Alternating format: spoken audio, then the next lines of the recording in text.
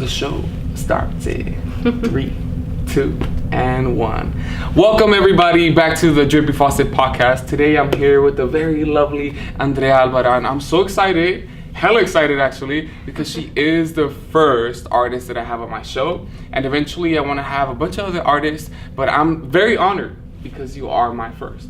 And you know what? Oftentimes people ask me like, well, who's your favorite? And then I say, nobody's my favorite because everyone's my favorite. It's kind of like the same thing I tell my students.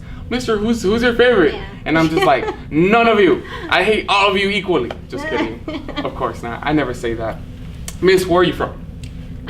From Cuautla, Morelos, Mexico. It's a small little town, like an hour and 45 minutes away from the main city of Mexico.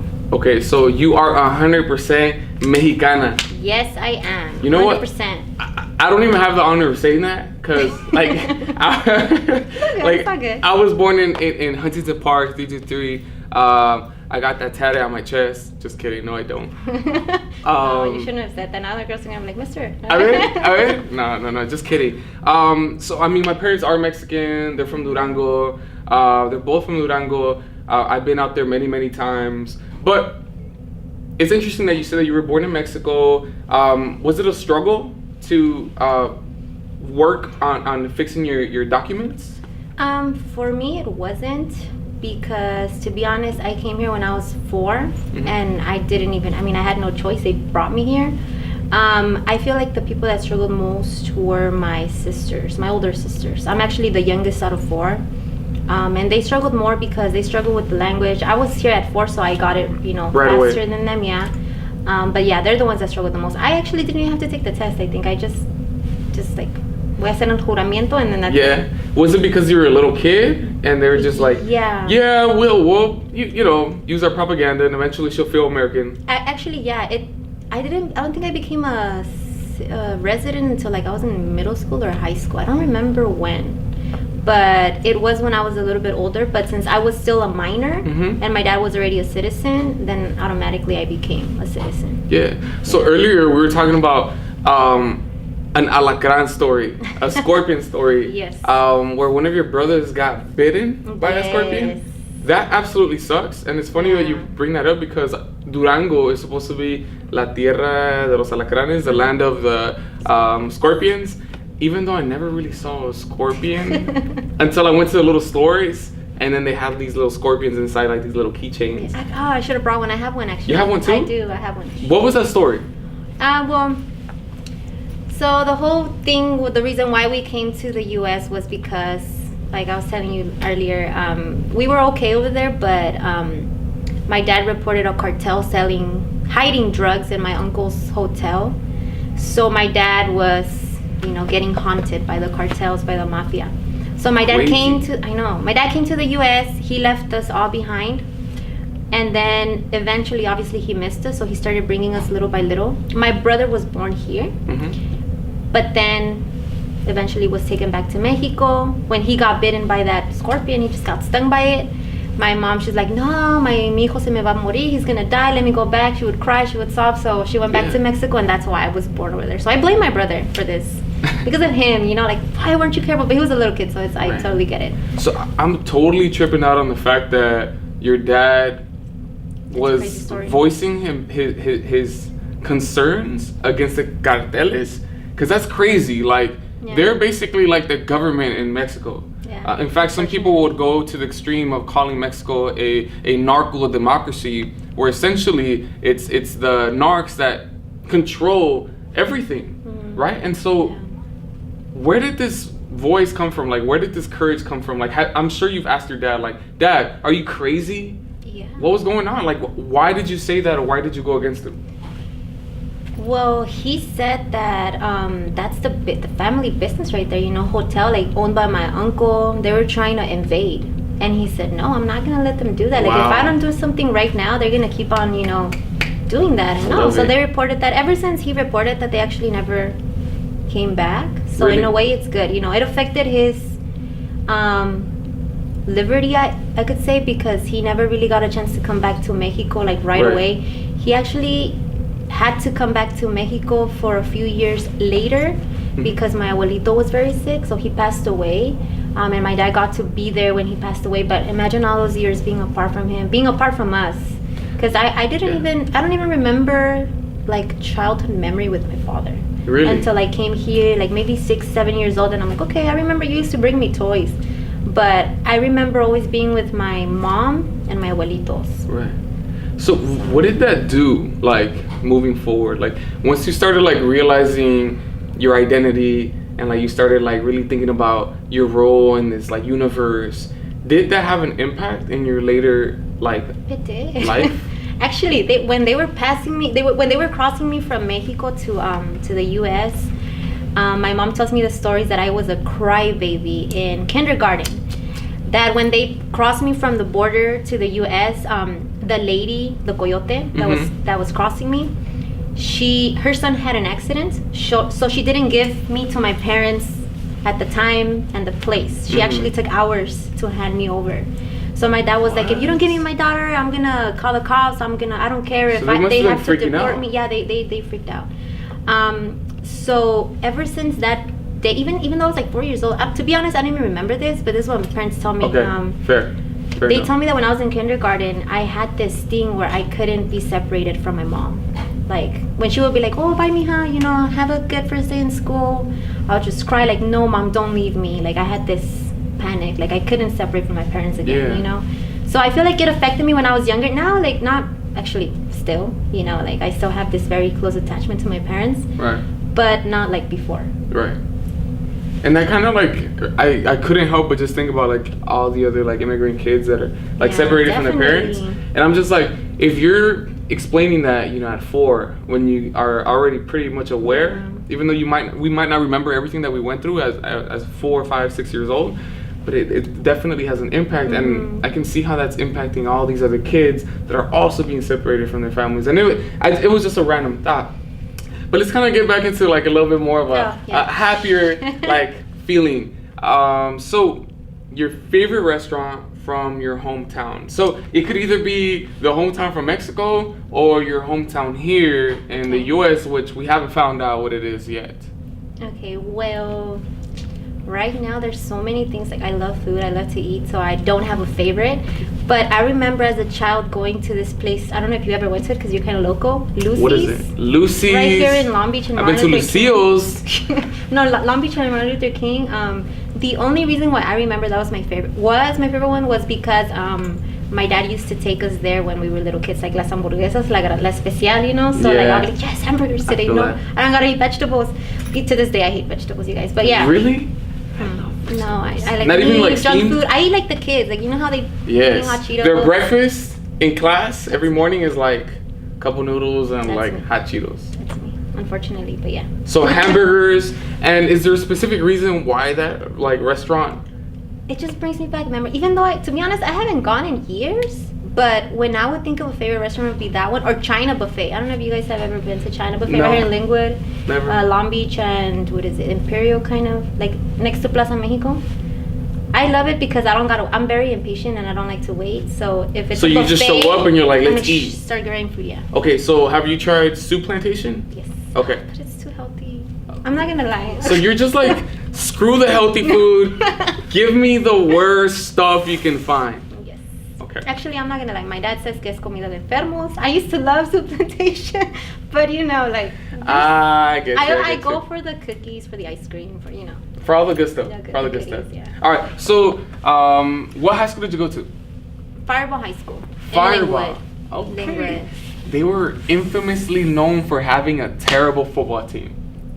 I don't know. Not in my years. I was class of 2010, so 2010. I was class of 2011. So I think you're lying to us. Just kidding. Just kidding. So okay. So how well did you do at Fireball as a student? I was actually a pretty good student. I graduated with the 4.1, and I had 2 jobs at the time. I'm not, Just be modest. Just be modest. No, I did pretty good, but That's awesome. I think one thing that helped me was like I always wanted to work. So as soon as I turned 16, I got hired at Little Caesars in Cyber Cafe right there in Long Beach. And my dad told me, if I see those grades down, I'm not gonna let you work anymore. So I was like, okay. So I had IB courses, which is kind of like AP. Okay. But that really boosted my GPA? My GPA a little bit higher, so 4.1. Otherwise, it would have been like a 3.9 or something. Okay. So there's a lot of things that I'm curious about. First of all, like, you're a hustler, right? Like, you can't have a 4.1 if you're not a hustler. And also, like, you were driven to want to get a job when you were in high school. Where does that come from? Why did you want to have a job as a 16-year-old? Which means that you're probably working about, I don't know, 10 hours a week or something, right? Like part-time, maybe more. More. Yeah. Let's say 20 hours. I had no life in high school. That's crazy. So you have a 4.1 and you're working like 20 hours a week. Why? I hated asking my parents for money. They never had like you know how now kids wear like nice shoes and everything. There was a time where I had Vans. They were all ripped. And my dad, he saw me, he's like, mija, ¿por qué no me dices que you need new shoes? And I was like, because I don't. Like, they look cool like this. My Vans are awesome. He's like, mija, tú no eres huérfana. Like, you're not an orphan. Like, I could buy you some shoes. Like, tell me. And I was like, okay. But I didn't feel comfortable. Like, I would, since I was the youngest out of 4, I would always ask my sisters or my brother for. Before then? Yeah, like, hey, you already got your paycheck. You think you could buy me my yearbook in middle school? Like, I would hate asking my parents because I saw that they would struggle, you know, paying the rents. And I remember my dad siempre tenía que empeñar su cadena de oro, su cornetito. What does empeñar mean? I don't know. Empeñar? You mean like oh, sell them? No, like, and then get it back. Empeñar. I just asked Alejandro like last time. He would lend it to people? Yes. No. Like a pound or no. Oh, like when you go to the pawn shop. Yeah, there you go. Okay. All right. I know, I'm sorry, you guys, Spanglish. It's like okay. That's what we do. That's totally what we do, and I love it. Like, the more Spanglish we can use, the more happier I'll be. That's how I am in my class. I'm like, sorry, you guys. And the messed up part is that we do have some kids that don't know Spanish. So every time I say things in Spanish and there's kids that don't understand, I'll make the effort to say it in English. And then I know that they look at me and they're like, Mister, stop being a weirdo. Like, I don't get it. Like, you know I don't get it, so why do you use it? But I'm just like, but it's me. It's what I do. All right. So you graduated from high school with a 4.1. I imagine you had a lot of options to get into many different like universities. What school did you end up going to? Actually, I didn't even apply to a lot of schools. I only applied to Cal State, and I graduated from Cal State Long Beach. You graduated from Cal State Long Beach. What is one thing you wish you knew before arriving and graduating eventually from Cal State Long Beach? When we go to college, they provide this, advisors, and they tell you what classes you should take. They recommend you classes. But I kind of wish I would have known my options. And in college, there's just so much liberty. Like, you don't gotta, like, no offense, I don't really like history. I don't really like math. I don't really like anything. I like art. But, but I would have liked to learn about the history of my own country. And I didn't. I actually took U.S. history in college. I took, other history, even art history. I took the Asian history, I took Indian history, but I never got to take the Mexican American history of, art from the 1900s, even to now, like more conceptual art, because it never fit my schedule. So that's the only thing. I kind of wish I knew my options, so that I didn't have to take classes that I didn't like. Kids are all like, man, I gotta go to college, it's hard. No, it's not. You could actually take classes that you want and still fulfill the requirements. So what advice would you give to our young viewers that are gonna go maybe to college next year and they're kind of like not sure of what they want to study, or they're not sure that they're gonna get the fullest experience that they can from college? What steps can they take to make sure that they make the most of that experience? I say look into your classes. What does your school offer? Take free classes, electives. I know they usually recommend the electives towards the end, once you already have all your units, but it's not like high school where you have to wait to take an elective until you're like in 11th or 12th grade. No, like if you want to take a dance class, if you want to take a archery or whatever, you could take it. Swimming class. To this day, I don't even know how to swim. I wish I would have known. I would have taken a swimming class instead of a kinesiology class, because I'm sorry, but I don't like to work out. I'm a lazy person. I'd rather sleep. Hey, whatever works for you. That is not my place to be judgmental of. I know. Miss, today, like currently, you woke up in the morning. What is either small or big? What are you mainly curious about today? I'm curious about a lot of stuff. There's so much culture out there. There's so much diversity. There's so much different people, and I'm interested in getting to know more places around the world. I'm curious to see how different people are and act, just because I've experienced it. When I studied abroad in China when I was in Cal State Long Beach. For how long? And for 5 months. I actually stayed a little extra. Well, so you were there for like what, 6-7 months? No, I was there for 5 months, but the program was only like 4 months. Okay, but so you did a whole month extra. Yeah, to like travel from. How did you navigate around China without speaking Mandarin? Sign language. Really? Yeah. So you were And like. most people kind of understand English a little bit. So, Really? Yeah. Okay. So what was one thing that you learned from that Chinese culture? They're so welcoming. They're so Really? loving. They're so like. I remember the first day that I got there, the kids from my class, they were like, "Oh, don't worry, we'll take you to eat. We'll help you order your art supplies," because I studied oil painting over there. Mm-hmm. And they were just so welcoming. They always wanted to pay for me. I'm like, "No, let me pay for it." They're like, "No, you're our guest in our country. Let me pay for it." Are you serious? I was like, "Whoa!" We would be walking down the street with my friends. People would be like, "Can we take selfies with you?" And I was like, "Sure, What? just take selfies." So you felt like a celebrity in a way. Kind of like people were always just looking at us, and I was like, "Oh, hi," like. Did they know you were Mexican? No, actually, I get this a lot. Like they think I'm Middle Eastern or Indian. They're all like, "Are you from India?" And I was like, "No, mochica. Mochica means Mexican, right? From Mexico." Yeah. So then they were surprised. They thought I had like mixed. Yeah. Well, you know what I realized? A lot of like Mexicans or like Latinos, sometimes we kind of look a little Arab, or we might even look like Indian. Yeah.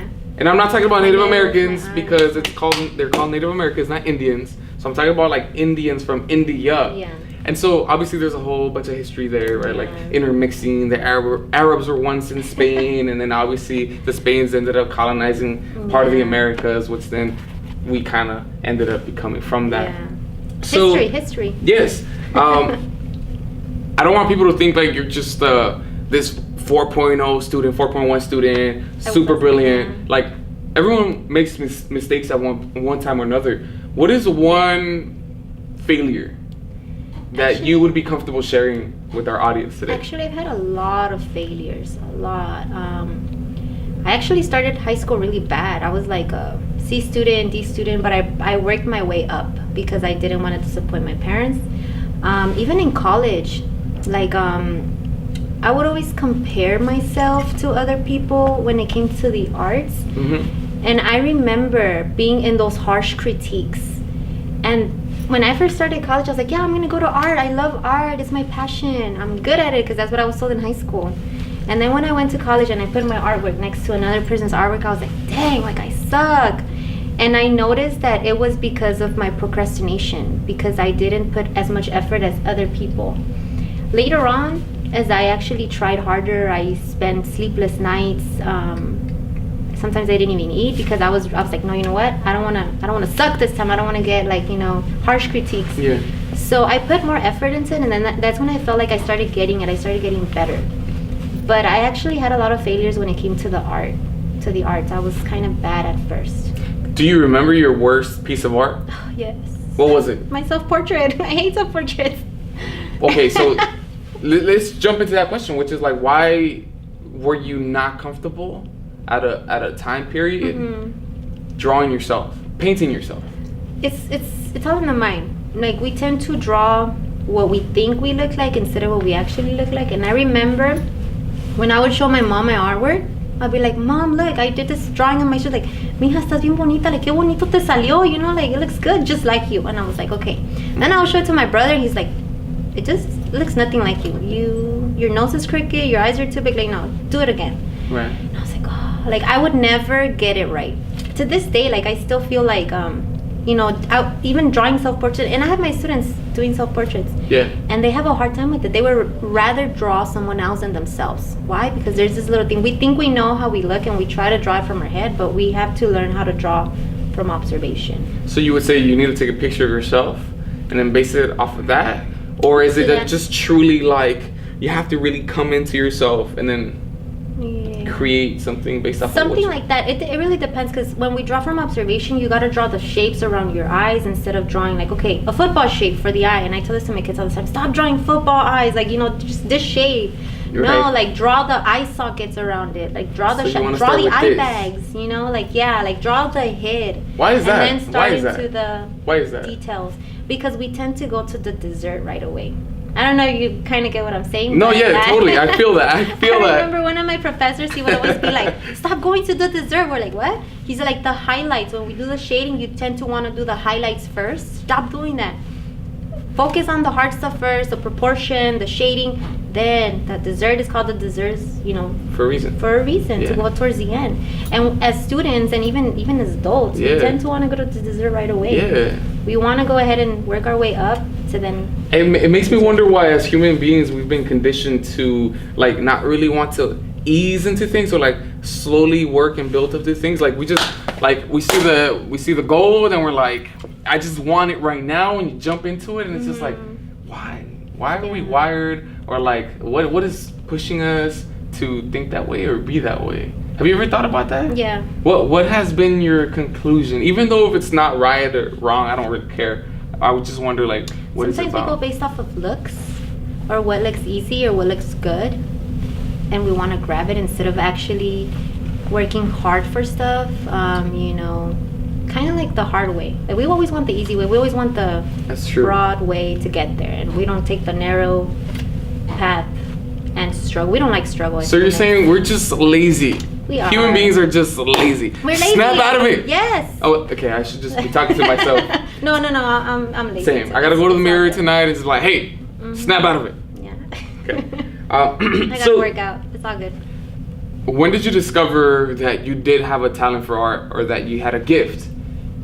College. In college? Yes. In high school, Wait a minute. So you actually college, but kind of in high school, but then also college. Like in high school, my art teacher was the one that would always tell me, you're so good, like wow, like this is amazing. I would do graffiti art. I loved tagging.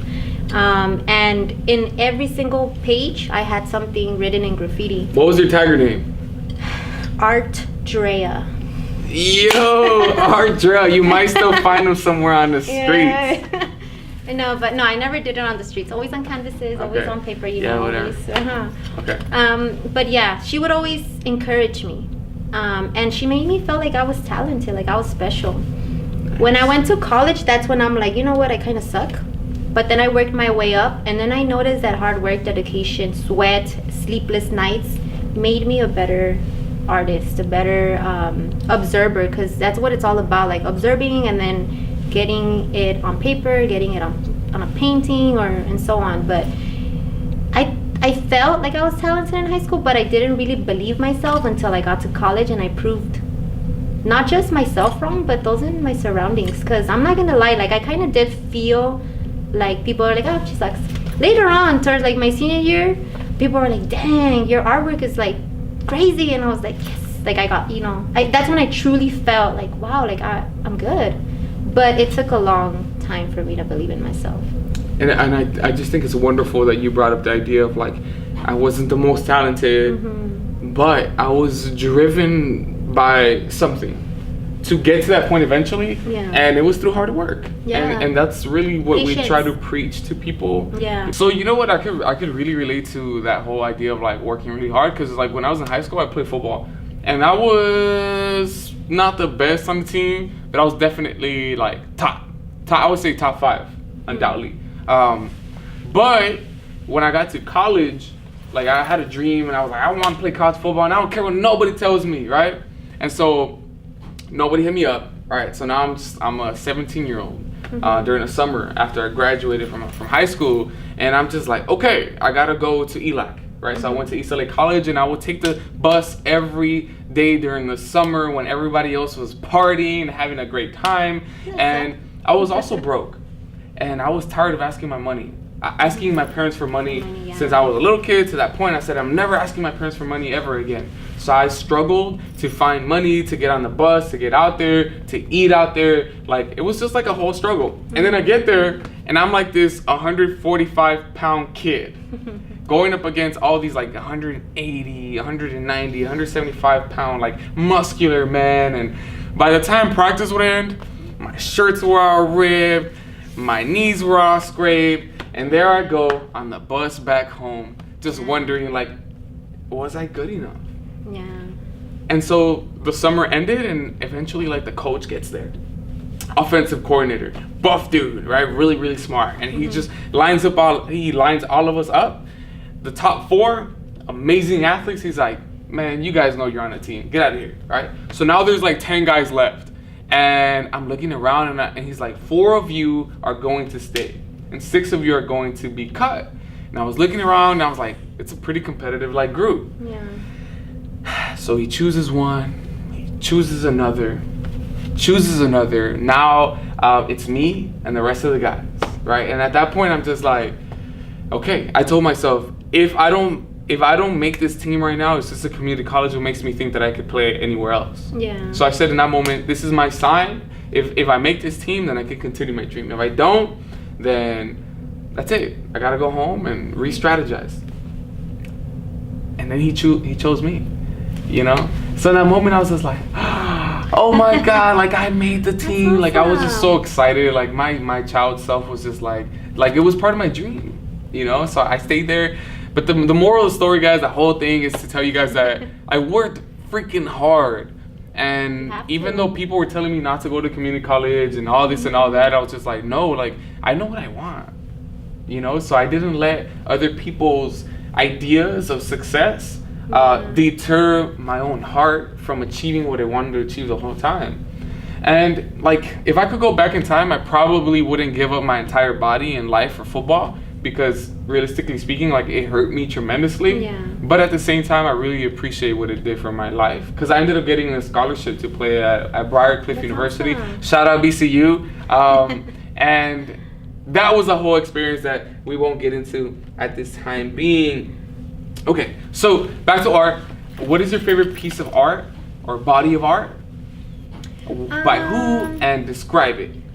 To be honest, I don't have a favorite art piece because there's just so many talented people out there. But one artist that I truly admire is Hans Hoffman, just because of his color use. Hans Hoffman? Yes. I've never heard of him.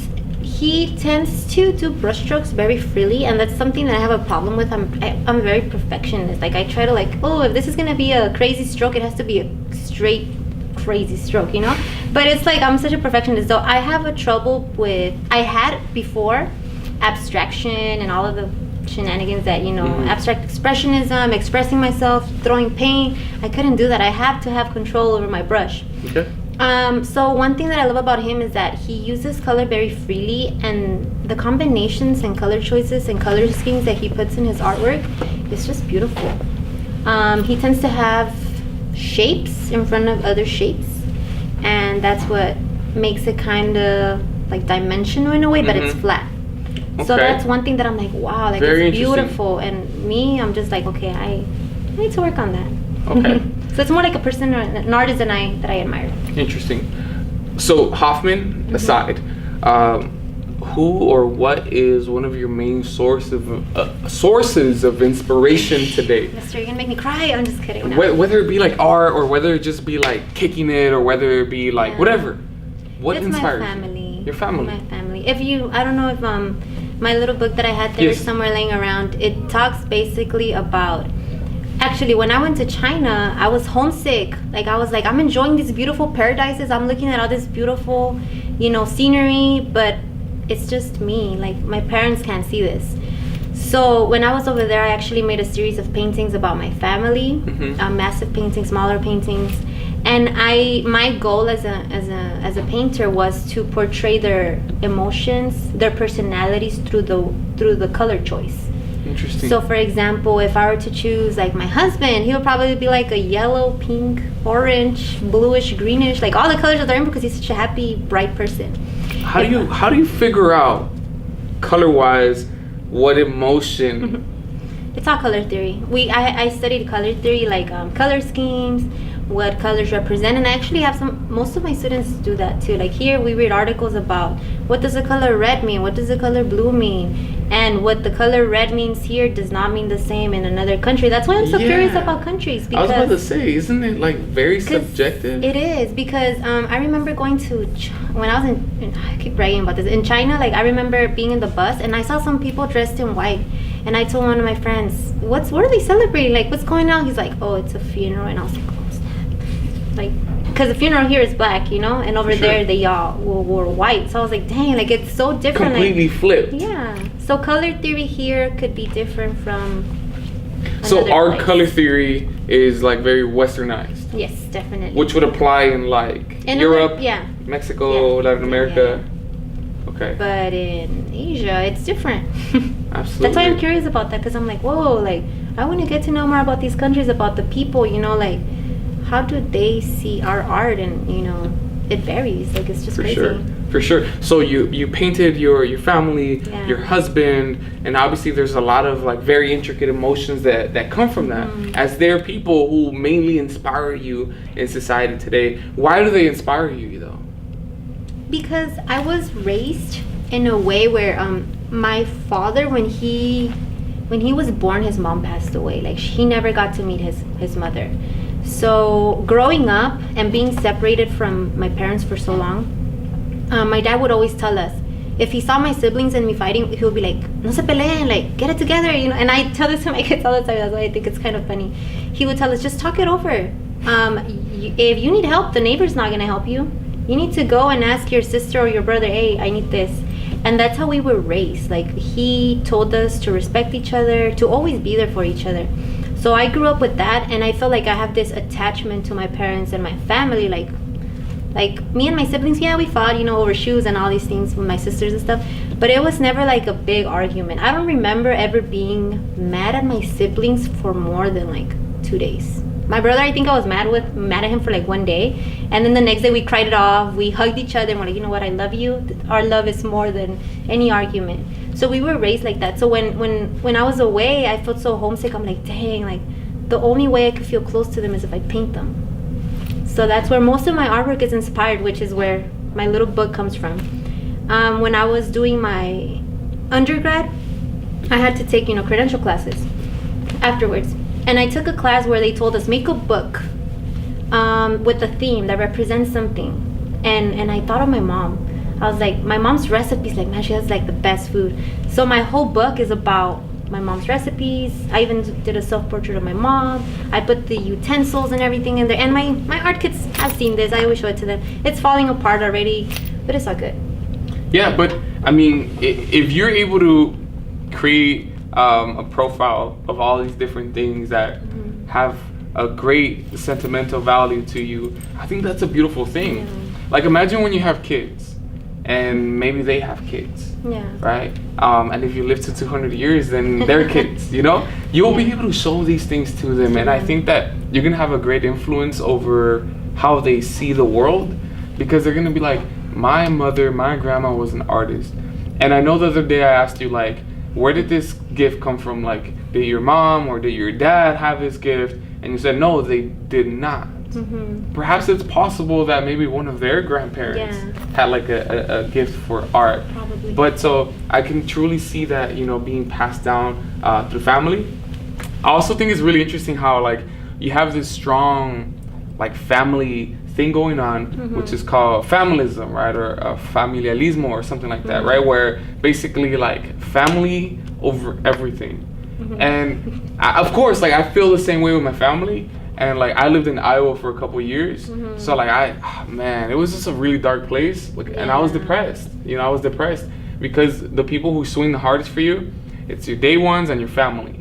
You know, and like, sure, my parents could call me and stuff, but it's not the same as going to your mom's house and eating like a nice warm dinner. Like, it doesn't get any better than that. Right? Like, for real, like, how else do you know that's, okay, never mind. I was gonna say, how else do you know that someone loves you? But then I was like, no, I'm kind of minimizing like someone's love for you by cooking for you. No, I'm sorry, I didn't really mean that.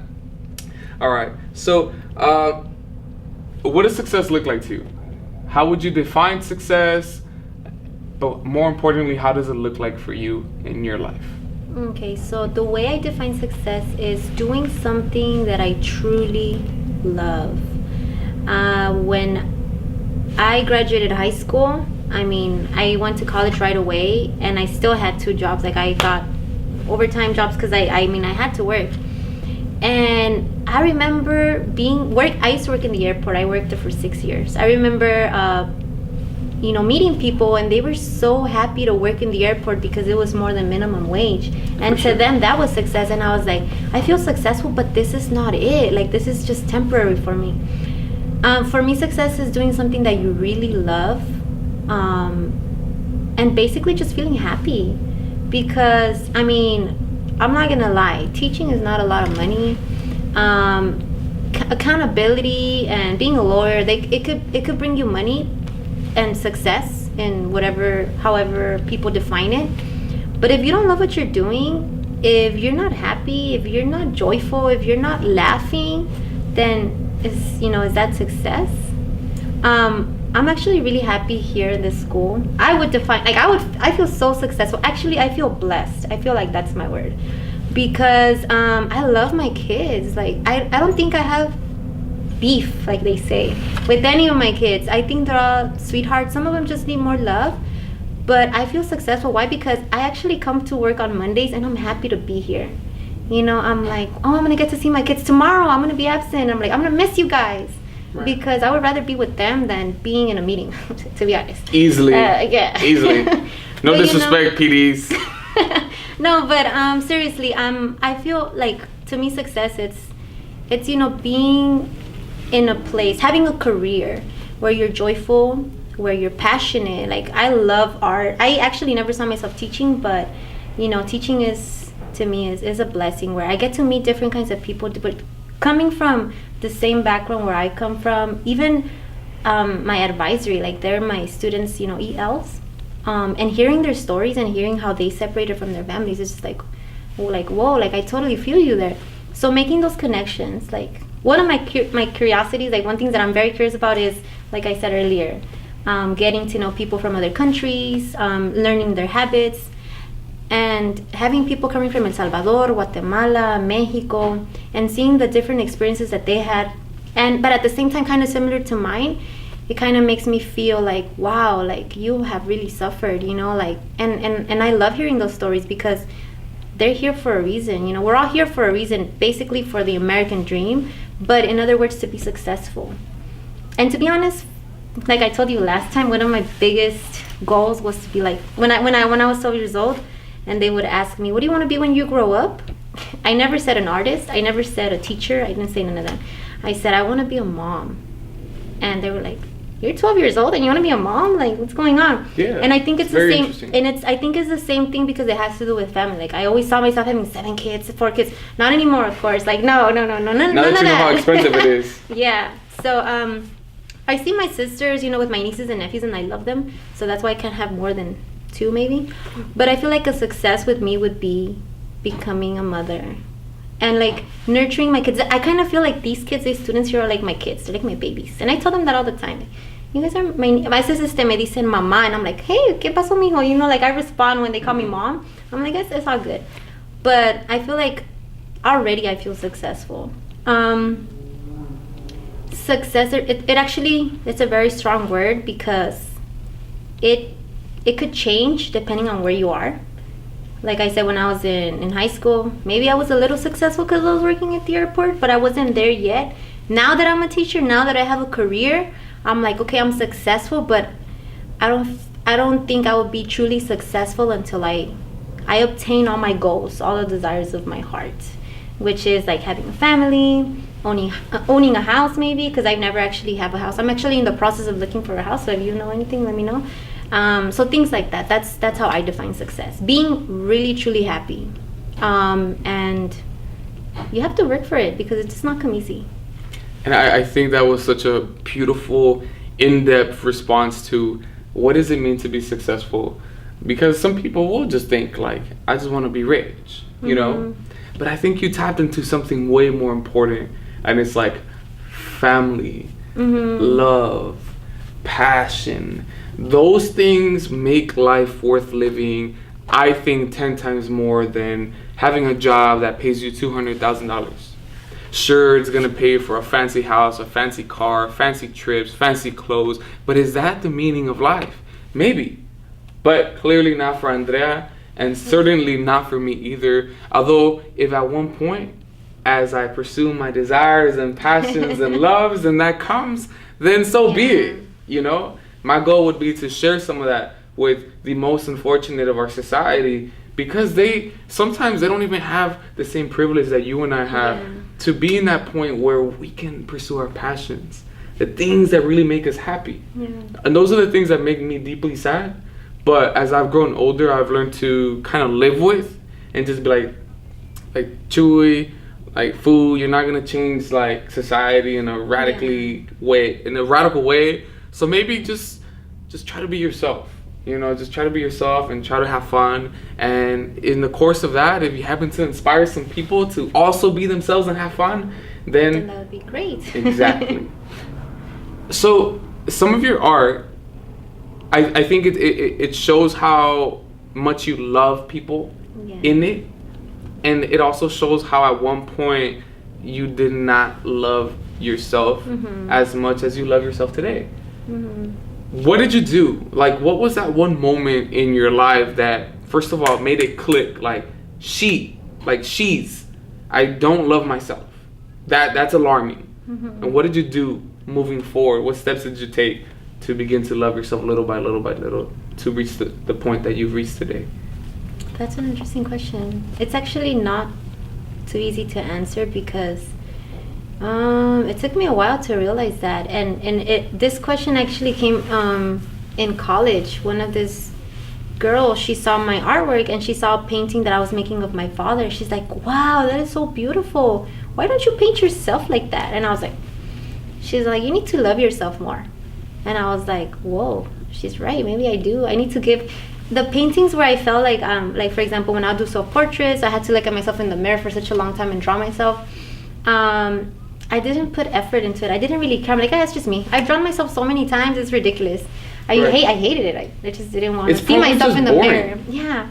And then when I would see other people, like if I were to make a painting of you, Ramadan, or like other teachers that, you know, that are very pleasant to be made neighbors with, I would invest more time. I'll be like, wow, like I want to capture their personality. I want to use the proper colors to define who they are. And I feel like when I used to paint myself like that, I wouldn't really spend much time, versus when I would paint my father, when I would paint my mother, I'm like, wow, I want to show their true beauty through the colors.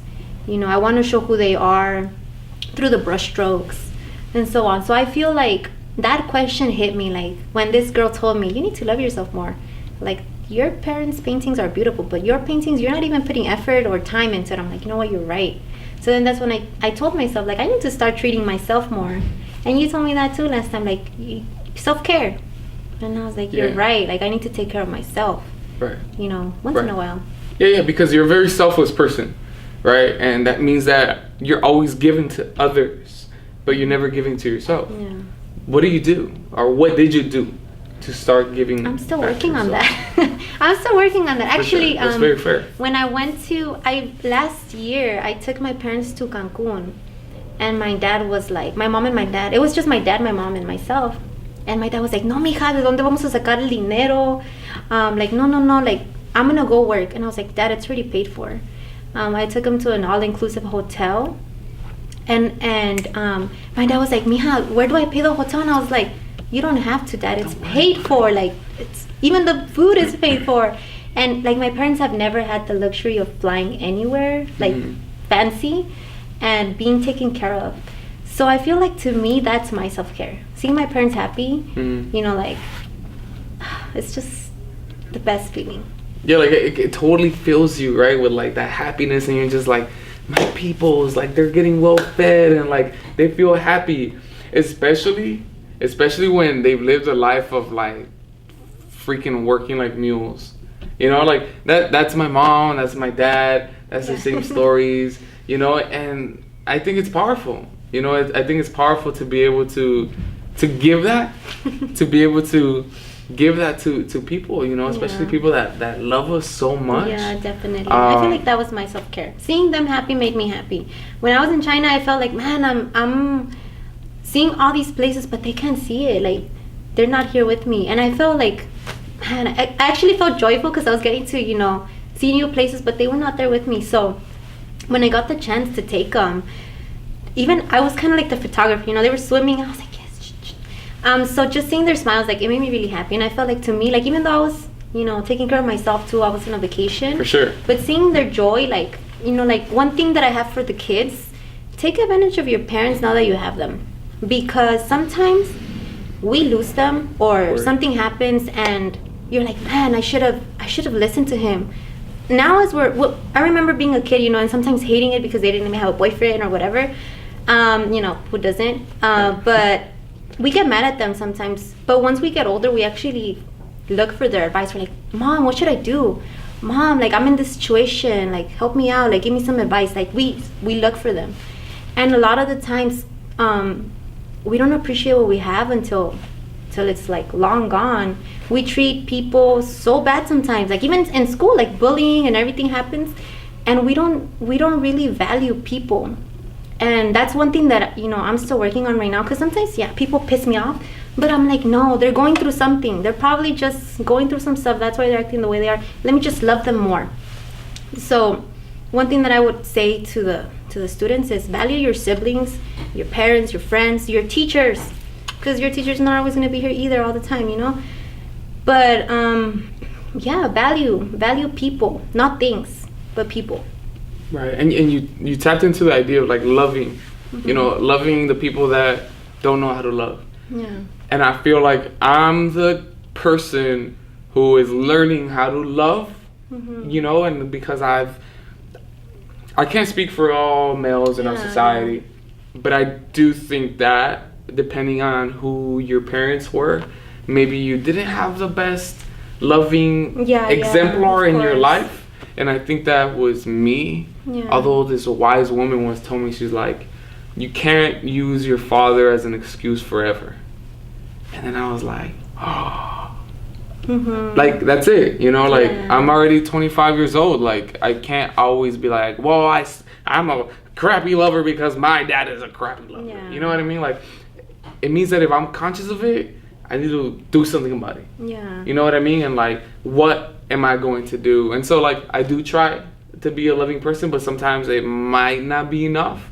But at the same time, I feel like if someone is really truly giving their best, then acknowledge people's best. Yeah, definitely. You know what I mean? But if it's also not enough, let them know that it's not enough, right? And if so, give them pointers. Like, you know what I'm saying? Like, you can't always pretend. You can't always just imagine that somebody's gonna know how to be better when they've never had an idea as to how to be better. What motivates you to work with marginalized children of color? I was a marginalized child of color. People discriminated me and told me that I wasn't worth it. And when I was in college, I felt like, I was a minority in college. People even treated me really bad for it, especially for being not just a woman, but like a brown, very, very obvious brown woman. Yeah. They treated me like, oh, you're nothing, go do this, go do that. And that pisses me off. Like, I'm here to tell the girls, the boys, and everything, like, we're in a completely different era. Like, women can also be successful. Women can make more money than men. We're at a point where that has to stop. And I love teaching here because, like I said, the kids and I, we come from the same background. I'm actually literally like from 5 minutes away, Linwood. I'm from Linwood. So, these are my kids. These are my people. But we were discussing like the kids, right? Like, why is it that or more specifically, why is it that you have chosen to work here with poor, marginalized children of color? And you were mentioning essentially that you're one of them. So being here, you completely see your reflection in their eyes. Yeah. And the way I see it is like, I see, not that I consider our students as homies, but I see my homies in them. Yeah. You know what I mean? And like the way that they talk, the way that they dress, all of it. And just like you, I'm not too detached from this. Like, I'm from Huntington Park, which is very different. Yeah. But at the same time, there are these similarities that you just cannot deny. And it's so cool because like 2 years ago or 3 years ago, when Donald Trump was elected, the kids of his school, they went on a protest, right? They walked out and they went all the way to downtown. And on the way over there, like I was hanging out with my friends in South Central. Shout out, homies. We were chilling at the bridge spot. You guys know where that's at. And I was on my skateboard, right? And from there, I just skated and I met the kids that were basically marching out on Alameda. Ramadan was there, a bunch of other people were there, and they looked at me and they're like, who is this guy? Like, you know, like I was just skating in the neighborhood. Yeah. You know what I mean? Like, to me, it was all of this is just like home. Yeah. You know, so I could never really see myself coming into a space and like disrespecting anyone or thinking that anyone is inferior to me, because it's not. You know, like who the hell do I think I am, right? To act all paternalistic, like I'm better, you're not. How could I? You know what I mean?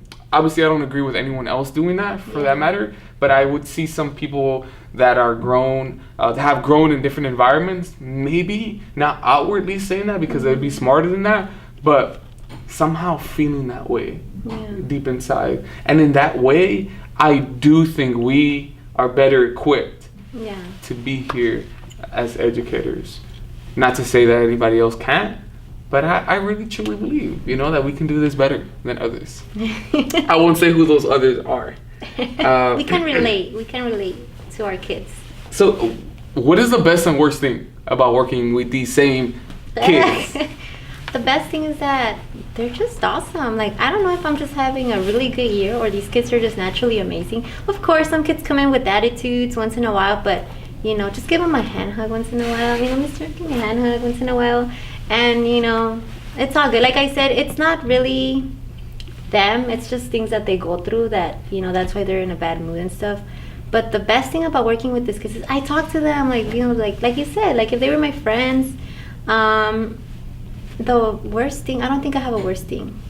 No. Like, I love it. So it's just pure positivity. Yes, definitely. Damn. I love you guys. That is amazing. Honestly, I don't think I've met any teacher that for sure only has positive like feelings towards this place. Which, by the way, it's okay. We get it. We go through things. You know, everyone goes through things. I've gone through things with some kids. You know, like not every kid's gonna like you, and I totally get that. But like I said, we just gotta give them their space sometimes or understand why they're acting like that, and you know. For sure. It's all good. We're all human. We all have feelings. Truly. We all go through stuff. So. Truly. Who inspired you at the end of the day to be a teacher? Overall, yes, it was my art teacher. From high school? From high school. From high school. Because honestly, like, you're about to see her work. I want to show it in the film in a little bit. But like, I really truly believe that if you really wanted to, you can make a lot more money, you know, through your art. And so the fact that you've decided at this point in your life to be a teacher is not necessarily shocking, because I hate when people make it seem like teachers are not as talented as they really are. But the fact that you're teaching instead of making a lot more money, maybe through your art, is beautiful. But I want to know, like, why? Like, why did you decide to be a teacher instead of something else? Before my art teacher passed away, I just remember her being so loving. She was always in her, you know, in the art class. That was actually my favorite, like my safe space. It was my favorite place to be. I would go to school just to go to my art class, because like I said, I didn't really like the other subjects. I did the work to, you know, get it together, but it was like my safe space. Like, I loved going to her, talking to her. She was like my friend. She understood me. She encouraged me. When people told me, why are you doing graffiti? Graffiti's not art, you know, like that's like gang related stuff. She would encourage me. She'll be like, no, you got this. You got talent. You keep doing what you like, what you want to do. So I felt like her positivity, her love, made me want to become a teacher as well. I'm like, wow, like I want to be like her. You know, like I want my students to feel comfortable. I want them to come to art class and not feel like, oh, it's art. You know, even though there's kids that don't like art, but they're still here. They still do their work, which I'm very proud of. You know, because I want to be a motivator, not just in art, but in life. Like there's kids that are going through some crazy stuff, and I just want to be there to tell them it's okay. You know, like if you have to cry, cry. Like I'm here for you. Some people don't have like the same communication with their parents like I had. You know, some kids don't have siblings. Some kids don't have friends. You know, so I want to be here. So when they don't have anywhere to go during lunch, you come to my classroom, sit with me, eat lunch with me. You know, I'll talk to you. You know, like that's what I want to be, like a person that could give you hand hugs, a person that could give you love that you're probably not receiving elsewhere. That's awesome. That's beautiful, because there are so many people out there that feel loneliness. Yeah. You know, and like we've all felt it at one point or another, and it's tragic. You know, it's totally like traumatic, because you see the society around you and everyone's having fun, and then there's you sitting there alone, maybe eating lunch in some corner. You know what I mean? And that's totally like not a good thing. So the last thing I really love for our viewers, our audience, to leave today from our show with something valuable that they can utilize in their life today after they watch this episode and have a better life. What is that one thing that you can pass on to our beautiful audience? Don't let anyone define who you are. Don't let anyone bring you down. I tell this to my kids all the time, like my students, not my kids, my students. I tell them every time you say, oh, I'm graduating from college, I'm dropping out, blah, blah, blah. Like, no, stop the negativity. You guys gotta have a positive mind, because guess what? We all go through crazy stuff in life. We all have problems. Even us, your teachers, we have things. But guess what? We come here, we do our job, we get it together, we keep going. We don't let any situation define who we are or what we're gonna do in life, because at the end of the day, it's up to you to decide what you're gonna do with your life. People could bring you down all the time. They could tell you, oh, eres un no sé qué, no vas a hacer nada en la vida. But you get rid of all that negativity. Like, you could do it. Just set your mind to it. And it doesn't matter where you come from. I was poor. I didn't have anything. You know, like, I worked, excuse my language, my butt off. I don't curse. I worked my butt off to be to where I am right now. And, you know, if we could do it coming from the same neighborhood, then you could do it as well. So just don't let anyone define you. You guys got this, okay? I tell you guys all the time, you guys got this. Keep it up. Keep it going. You know, perseverance and sleepless nights. Patience is key. Beautiful. Thank you so much, Andrea, for showing up to the show today. I really appreciate it. It was beautiful. She's infamous for those hand hugs, which, by the way, I've never done until I met her. Like the show, comments, share it. It's taking off. I love it. It's definitely one of my passions today. Thank you guys for watching today. And if you would like to know more about her, where can they learn more about you? Come during lunchtime, and we have art club too. So just whenever, like, I'm always here. I'm not gonna lie, there's always kids. So if you ever want to come and just chill, just talk, just do art, just come to my class. You're welcome. This is where the creativity flows. So beautiful. And if you feel like reaching out to me, you can always do so on my Instagram at drippy_jflow. You can DM me about anything at any time, and I would be more than happy to respond to you. Thank you guys. I will see you guys next time, and I love you. bye. Hand hug. Awesome.